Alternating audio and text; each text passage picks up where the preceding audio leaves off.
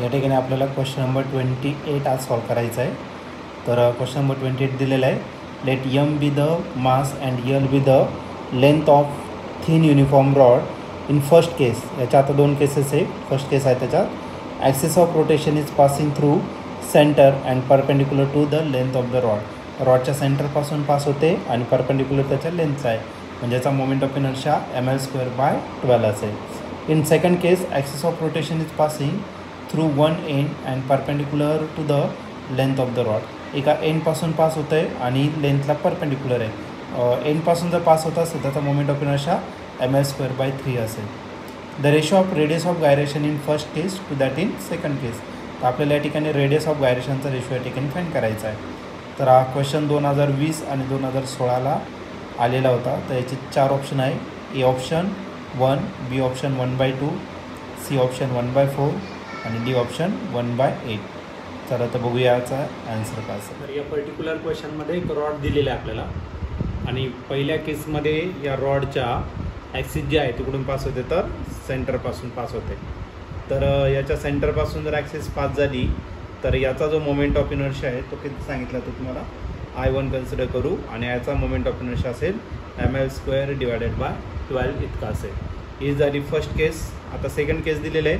आज रॉड दिलेला आहे तुम्हाला, पण ॲक्सिस जे आहे तिकडून पास होणार त्याच्या एंडपासून या ठिकाणी पास होणार आणि याच्या अराउंड जर बॉडी रोटेट होत असेल तर याचा मोमेंट ऑफ इनर्शिया I2 दिलेला आहे आणि रॉडचा moment of inertia about an axis passing through its end तो असेल ml²/3. तर आपल्याला रेशो फाईंड करायचा याच्या रेडियस ऑफ गायरेशनचा आणि याच्या रेडियस ऑफ गायरेशनचा. आता आय जर घेतला तर आयचा फॉर्म्युला काय असणार तर तुमचं mk². ओके, तर याचा पण फॉर्म्युला काय असणार तर mk².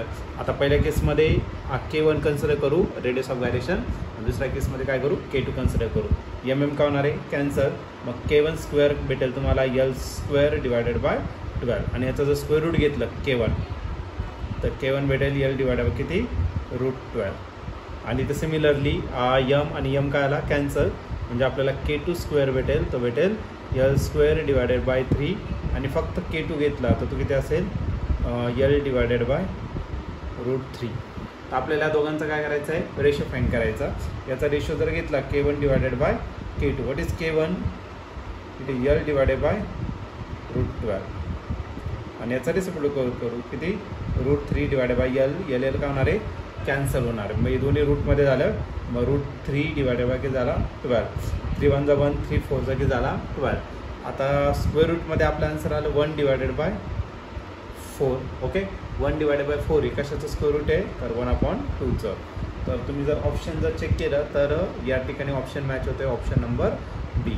आपलं ऑप्शन बी एक करेक्ट ऑप्शन असेल या क्वेश्चनचं.